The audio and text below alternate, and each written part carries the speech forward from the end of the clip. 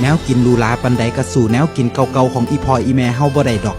แนวกินตามธรรมชาติหลายอย่างหลายแนวเพิ่นก็หามาเฮ็ดมาปรุงให้กินได้หลายเมนูอาหารเลิศหรูระดับขึ้นห่างส่งข้ามน้ำข้ามทะเลข้ามประเทศสุดท้ายมันก็ยังสู่แนวกินบ้านๆแนวกินเก่าก่อนที่เพิ่นพากินบ่ได้จักเทื่อแนวกินของบ้านเฮามันมีอยู่สุหม่องสุบอนสิขึ้นเขาลงห้วยในป่าในทงไห้ทงนาไทบ้านก็หามาอยากมากินกันได้ทุกฤดูกาลยามงานบุญงานหับแขกเพิ่นก็พากันเฮ็ดแนวกินบ้านเฮา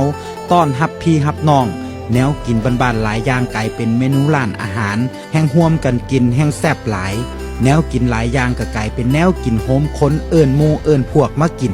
แนวกินหลากหลายอย่างกลายเป็นหน้าตาภาพแทนวิถีชีวิตของไทยบ้านเฮาเป็นภาพแทนความทรงจำในวัยเด็กบ่ว่าเวลาสิผ่านไปโดนปานใดเฮาก็บ่เคยลืมมักคนละอย่างต่างคนละพื้นที่กินไผกินมันมักไผมักมันแต่ผมเชื่อว่า